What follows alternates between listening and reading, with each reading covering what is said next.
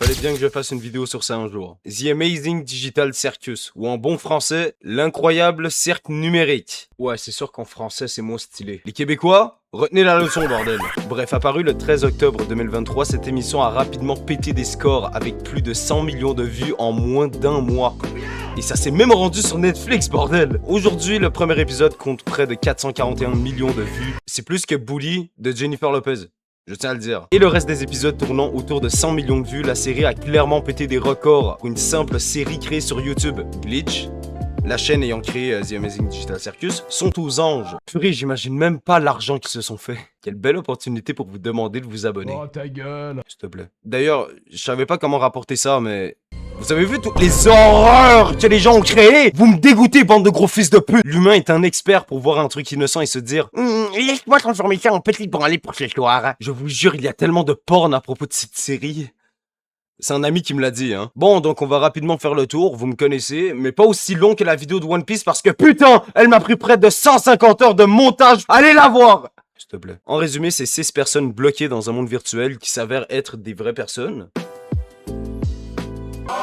Mais ils essaient de sortir, chacun ses objectifs. Perso, si je serais dans ce monde, je ferais apparaître Jennifer Lopez à son prime sur mon lit pour faire des choses ça. Ces 6 personnages sont Pomni, la principale victime d'internet et de...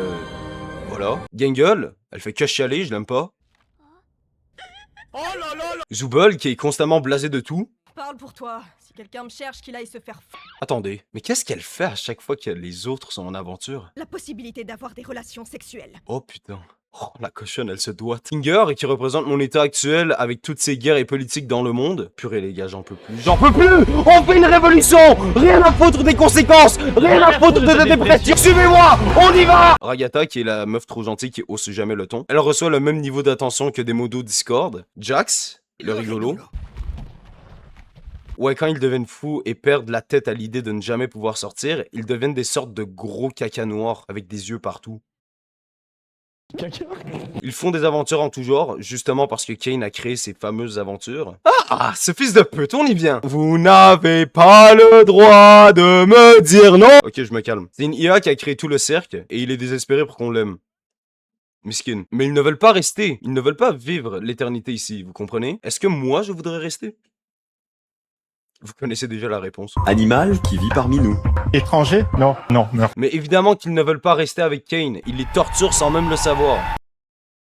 C'est un lieu qui s'adresse à tous les âges. Puis, à la fin, ça devient volontaire. Tous les âges. Moi j'aime trop l'incroyable cirque numérique. La série est tellement sombre et remplie de bails chelous. À nous de découvrir les secrets que cette série nous cache. Mais de quel secret tu parles? La possibilité d'avoir des relations sexuelles. Sérieusement, je comprends pas la fanbase de The Amazing Digital Circus. C'est pas si bon que ça. Oui, voilà, je l'ai dit. J'aime pas. Je suis le pingouin qui trace son chemin hors de son troupeau. Je suis le mouton noir parmi vous, ok? Oh, je suis trop différent. Je veux dire, l'histoire est cool. Les personnages sont attachants. Pour la plupart. Et oui, c'est vrai, il y a un lore qui est plus divertissant que la majorité des trucs qu'on mange sur YouTube. Hey, c'est qui a pas tiré la chasse? C'est qui a pas tiré la chasse? C'est qui a pas tiré la chasse? Ouh, c'est qui a... C'est quoi ce bordel? Mais si vous voulez du vrai lore, lugubre, sombre, prêt jouer un IMO à son prime, allez voir Five Nights at Freddy's, moi, je sais pas. Sur mon lit, y'a rien.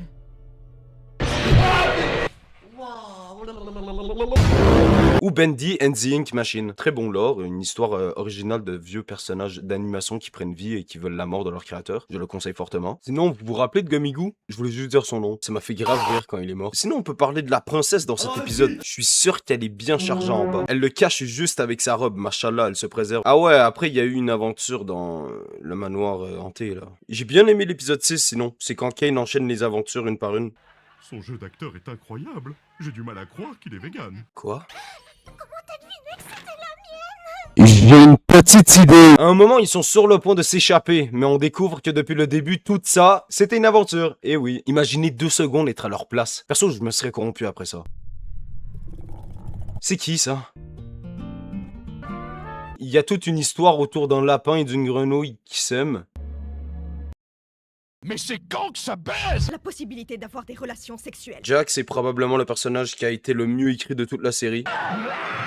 avec les bails de Kofmo et Ribbit. Quand tu vois Ragata à côté, Ragata avait clairement une histoire intéressante. Après qu'elle soit partie de chez elle à cause de sa maman qui lui balançait des couteaux dans la gueule. Oh mon dieu, je suis capable de faire des remarques constructives. Il y a même Bailan qui a réagi à toute la série. C'est hilarant. Mec, est-ce que t'es sérieux? Non, alors je vous vois déjà venir à le défendre en disant que c'était que de l'humour. Ah ouais, c'était que de l'humour, pardon. Alors c'est quoi ça? Ça alors, on dirait bien qu'un nouvel humain vient de nous rejoindre. Moi, je pense que toutes les personnes qui sont dans les jouets ont été des humains à la base. Masculinité. J'ai jamais vu t'énerver autant pour quoi Masculinité, c'est comme ça. Bon, je me dois de faire une parenthèse, la série est globalement bonne, d'accord? Je sais, l'histoire est pas assez originale, mais elle excelle dans son domaine. Et si vous avez aimé The Amazing Digital Circus, y a pas de souci, y a pas de honte. Un de mes amis a kiffé la série. Vraiment. Un peu trop d'ailleurs, ce connard m'a demandé de faire une tier list des personnages. Basés sur leurs pieds. En passant au moment où j'enregistre cette vidéo, ils ont annoncé une collab avec Fortnite. Les gars, préparez-vous parce que la vague de Gunnar qui va apparaître, on n'est pas prêt. D'ailleurs, vous savez qu'ils ont sorti le dernier épisode au cinéma, au Canada, aux États-Unis et au Japon. Ouais, je sais pas trop comment finir cette vidéo, la vérité. Ah non, attendez, j'ai une excellente idée.